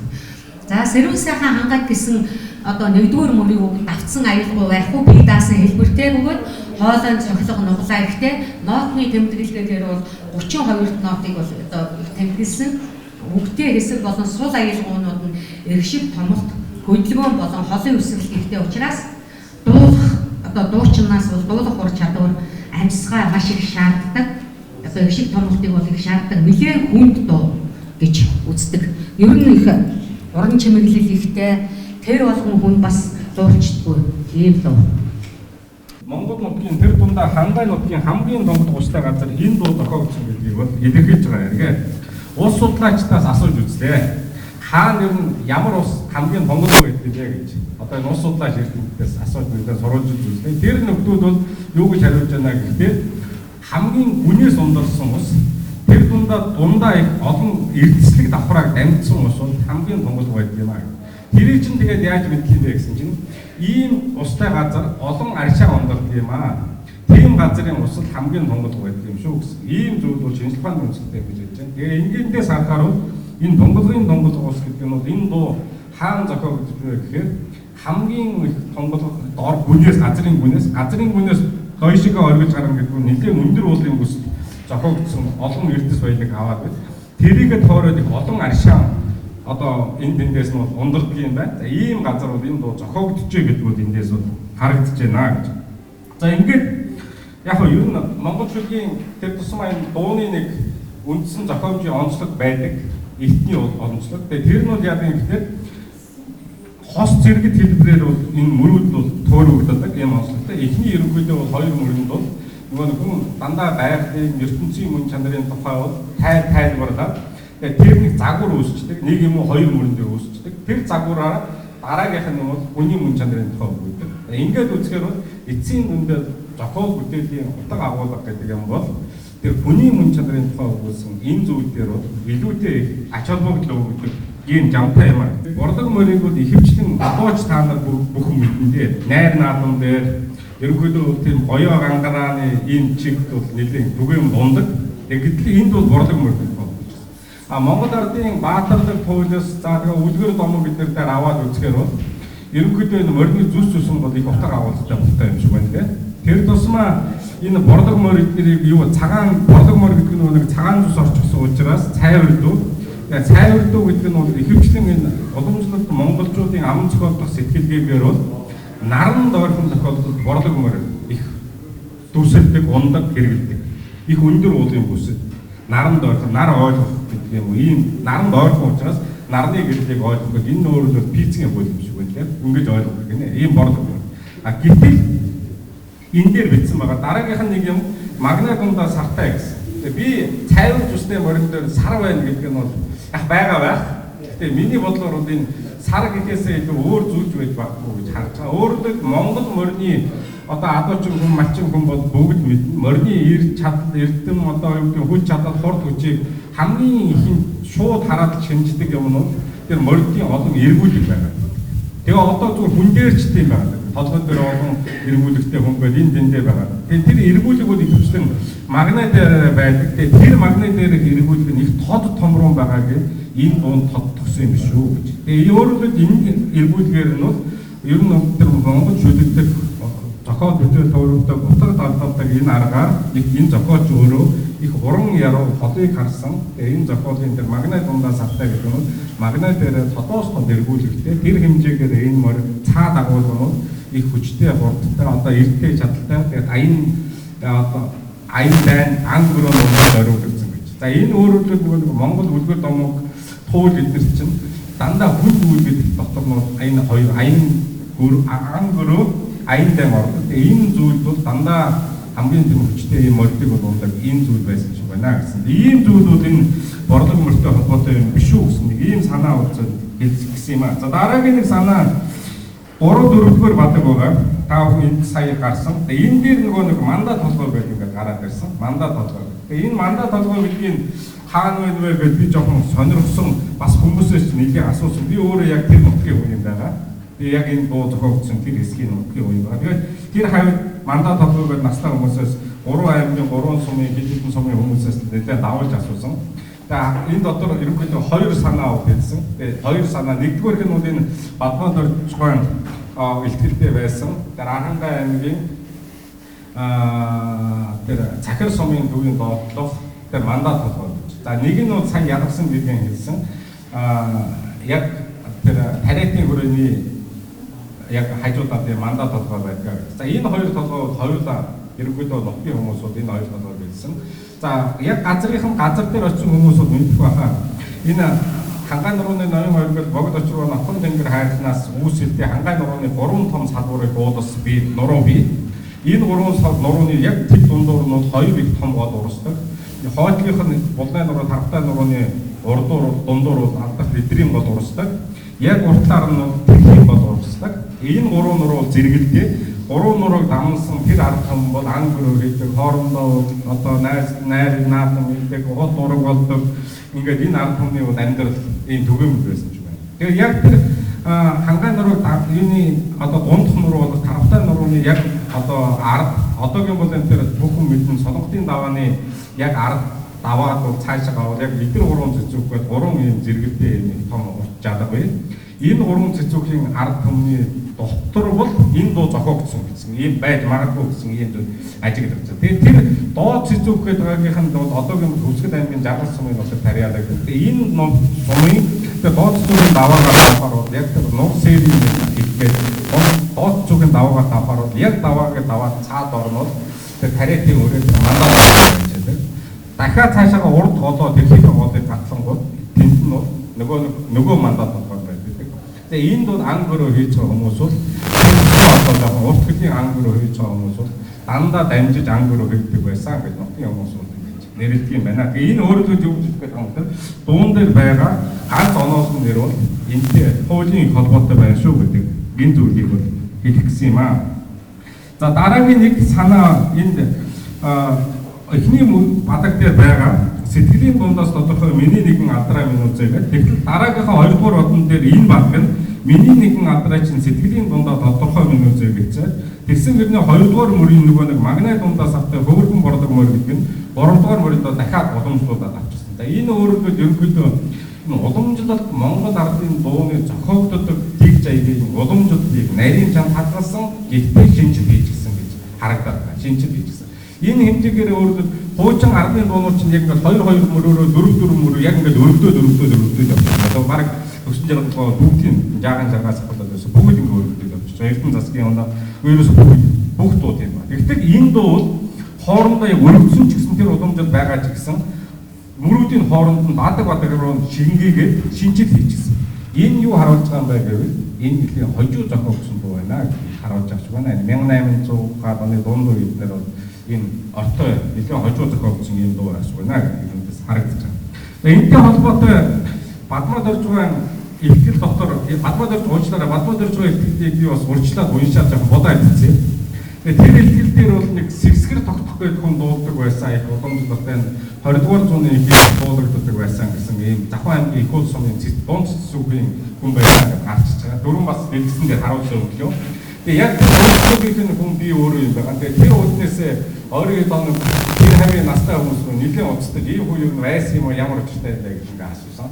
Тэгээ хэлж байна. Яг нь ер нь бол тэр хүмүүс тийм хүн байсан гинэ. Энэ хүн Монголд дуучин хүн байсан гэнэ. Төрсөн он нь 1800-аад оны төгсгөлөөр төрсөн байна. Уг нь бол гарал нь бол Төвсгөл аймгийн одоогийн бол Төвсгөл аймгийн Жаргал сумын тэр доод цэцүүх гэдгээс гаралтай хүн гэнэ. Энэ хүн тэр дунд цэцүүх гэдэг одоогийн бол Завхан аймгийн их улс сумын тэр дунд цэцүүх гэдэг нутагт бол хөргөн болж ирээ тэнч хэлжиж суурсан. Угаас хөргөн болох шүү дээ. Хамрын наан цаана гэж бид нар хэлвэл гэхдээ өндөр уулстай ийм жадаг. Тэгээ тэнд хөргөн болж ирсэн. Тэгээ Сэгсгэр гэж нутгийнхан нь бол нэрлэдэг. Их өндөр одоо тэр үедээ маш өндөр үедээ 190 тэрнээс дээш бараг өндөртэй ийм хүн байсан. Тэгээ маш их сайхан дуулдаг хүн байсан. Ер нь хэдэн өдрийн найранд бол ерөөсөө тэр хүн очиход бол хоолой цуцсан гэж байдгүй ийм андартай дуулж байгаа юм байсан. Тэгээ 1950-аад оны ихээр юм одоо манай нутгийнхны настай хүмүүс яаж байгаа он сайн тодорхой биш байна. Архив материал бид нар үзүүл жоохон тодорхой болох юм шиг байна. Улсын уралдаанд бас уралдаан ч юм уу тийм юм болж ирсэн, тэнд ирж ирсэн. Тэгээ улсын 2-р зэргийн дуучин гэдэг тийм цол хэвхэн бас нэг тийм тамга тэмдэгтэй бичиг бас авчирж ирж ирсэн юм хүн байсан гэж юм ярьж байна. Тэгээ харамсалтай 1956 оны намар айлын дайран дуулж байгаад тэгээд морио алдчихсан. 2 өдөр дуулаад морио алдчихсан. Хизээ морио алдсан. Нөгөө айл найрыг сайлж мэдсэнгүй, дуучинж мэдсэнгүй гэн. Тэгээд мориндоо явна гэж яваад эргэж одоо гэртээ ирээгүй ийм хүн байлгаа гэж. Тэгээд бол өвөл бол яг цогцын олсон юм аа гэж тэр нутгийнхан бол ярьдаг. Их алдартай юм дуучин байсан. За яг нутгийнхан бол энэ тогтох гэхээсээ сусгоо гэж юм нэрлэдэг байсан. Илүү зөв ийм нэг зөв байсан ч үгүй наа гэж. За энэ хүний тэр найр наадамд ихэхэд юусэн хамгийн түрүүнд Сэрүүн сайхан хангагаар шууд ихэдэг юм байсан. Өрсөн ч ихэдэг, өрөөгүйч Сэрүүн сайхан хангааг ихэдэг байсан юм аа гэж энэ нутгийн хүмүүсүүд ингэж ярьж байна. Тийм учраас энэ дуу бол энд дуулагдчихжээ гэсэн ийм зүйл. Тэгээ эцэст нь яг би ихэндийнх нь хамгийн түрүүнд хэлсэн энэ дуу саяны ярьсануудыг ингээд үгнээр үзэхээр энэ маш усны донгодог, маш олон болог шанттай, өндөр уулын бүсэд тэгээд нэр зохиолынх нь нэр өөрөө Сэрүүн сайхан хангаа гэдэг энэ газар бол Бадмаад орж байгаа яриад байгаа. Энэ одоогийн Төвсгөл аймгийн Жаргал сумын доод цэцүүгийн их нур сэрэг тэр харьцаа энэ дуу одоо бэмбэлдэж ноёдон зохиосон гэдэг нь бол бараг хөдөлгөөнгөө батлагдаж байгаа шиг байна. Эндээс энэ одоо энэ ихтгэлээс над миний хувьд л батлагдаж байна гэдэг ийм зүйл ингээд дүгнэлт хэлж байгаа. Тэгээд дараагийн нэг юм хэлэх гэсэн санаа бол за тэр нөгөө Бадрава Дойдогоо хоёрын яриаг их нууцын яриаг Жансан нургаас үүд ном болгоод гарчсан. Тэн дээр ч одоо маш олон дол гарч ирээ. Энэ уртын дуу дуулах бол за төвшөндөө болгоо маш сайн мэдж байгаа. Ай айзан бол энэ дэнд өөрчлөгдөж болтгоо. Энэ бол энгийн үзэгдэл юм шиг байна ер нь бол. Гэхдээ үгийг бол өөрөөр эцсийн дүндээ үг гэдэг юм бол нэг олон дуулагдаад ирэхээр жоохон өдөс орд юм шиг байна. Тийм байгаа тохиолдолд дууны үгийг бол хольд солих ямар нэгэн өөрчлөлт гэдэг нь бол тийм ч зохимжтой зүйл бол яг урлагийн хувьд биш юм шиг байна. Одоо майны үсгээд хэлдэг дээрний өөрчлөлт нэг таатайч биш байх баг. Тэрнтэй адилхан дууны үг бол өөрчлөлт нэг сайн зүйл болдгоо юм шиг байна. Тийм учраас энэ хурлаар бол гарах нэгдүгээр шийдвэл одоо бараг би тодорхой байх гэж харж байна. Гарал үүсэл. Хоёрдугаар асуудал бол энэ дууны энэ олон хувьдуурууд дотроос цаашид дуулагдах. Гэтэ дуучны янз янзын эрх чөлөөтэй халдах гэж байгаа уучнаараа ер нь бол нэг тийм тогтсон жишг нэг үг одоо тогтооч бол хамгийн бас их зөв юм шиг байна гэсэн нэг ийм зүйлээр энэ илтгэлийг өндөрлөж байгаа та бүхэнд баярлалаа.